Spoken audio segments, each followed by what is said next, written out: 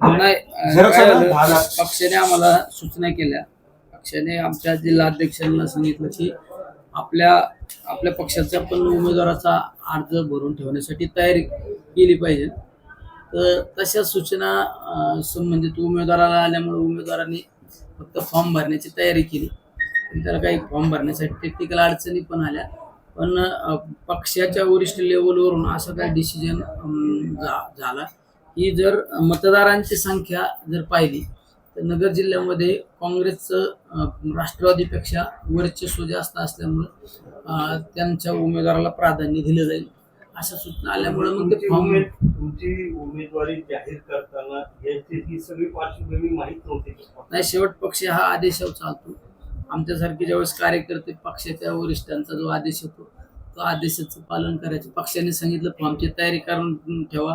आदल्या दिवशी सांगितलं काहीतरी 5 का 6 वाजता पक्षाचं सूचना आल्या की फॉर्म भरा वगैरे नाही, पण तुम्ही तुमच्या फॉर्मचे डॉक्युमेंट तयार करा. आम्हाला रात्रभर ते डॉक्युमेंट तयार करावं लागले.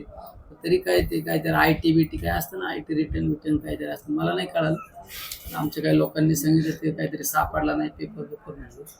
आणि नंतर नाही, मी ITBT काही भरीत नाही म्हणण्यापेक्षा ते आता आमच्या पोरांनाच माहिती. मला एवढं समजलं असतं तर जरा थोडं आघाडीतला विसंवाद या निमित्तानं पुढे आला नाही. आघाडीचा विसंवाद वगैरे काय नाही. आघाडी हे एक विचारात चालणारी आघाडी आहे. विसंवाद वगैरे काय नाही, तुम्ही काही काळजी करू नका. काँग्रेसमध्ये तुम्ही मध्ये खोडा घातला त्याच्यामुळे फॉर्म भरला गेला, तर एबी फॉर्म शहीद दीप चव्हाणांच्या नावावर शिक्कामोर्तब झालं. नाही असं काही मला माहित नाही. नाही एकदम नाव असं काही येत नसतं. नावच काय, पक्षाने फक्त काय सांगितलं फॉर्मची तयारी करून ठेवा. फॉर्मची तयारी करून ठेवा म्हणजे तुम्ही येणार जर कलेक्टर ऑफिसला गेले ना तर आपला तुम्ही ज्या उमेदवाराच्या बाबत बोलता त्या उमेदवाराने काहीतरी सकाळी 10 का 11 वाजता फॉर्म आणलाय. 11 वाजता फॉर्म आणायचा आणि 11ला फॉर्म आणलं 3 वाजेपर्यंत तयारी तरी होईल का? पण चला पक्षाची सूचना असते. नाही आता जाणीव नाही, पण आता तुम्ही सांगितलं, तुम्ही माझे नेते आहेत ना, तुम्ही मला सांगितलं उद्या तुम्ही मला उद्या तुमचा मला जर उद्या फोन आला तुम्ही नगरला येणार आहे की मी येणार, हा मी साहेब नगरला येणार आहे, तर तुम्ही सांगितलं आज माझ्यासाठी तुम्ही सुप्यावर नाही यायचं, भाळवणी मार्ग यायचं, तर तुमच्यासाठी मला भाळवणीच यावं लागेल ना. असं सांगितलं होतं की ज्याचा कोणाचा अर्ज राहील त्याला मी सगळे पाठिंबा देऊ, आणि शेवटीपर्यंत एकही अर्ज राहिला नाही, पण पाठिंबा द्यायलाच अर्ज नाही राहिला. नाही आता काल मी दिवसभर मुंबईला होतो.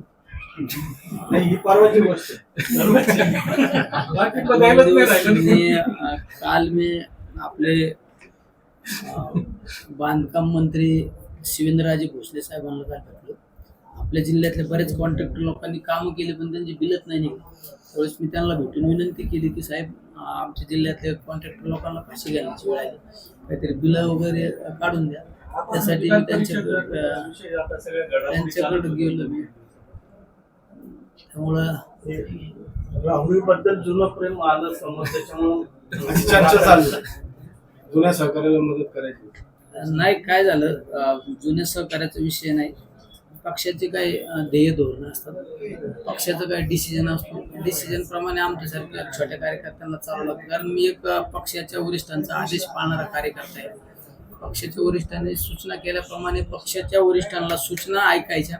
आपण प्रत्युत्तर नाही द्यायचं त्यांना, हे कशासाठी करायचं, हे का करायचं. आता तुम्हाला मी एक छोटं उदाहरण सांग, तुम्ही सांगितलं आज माझ्यासाठी भाळवणी मार्ग यायचं, मग मी विचारायचं नाही भाळवणी मार्गच काय यायचं, भाळवणी मार्ग काय अडचण आहे का, सुपा मार्गे आपण नाही विचारायचं. याला म्हणतात एक शिस्तप्रिय कार्यक्रम.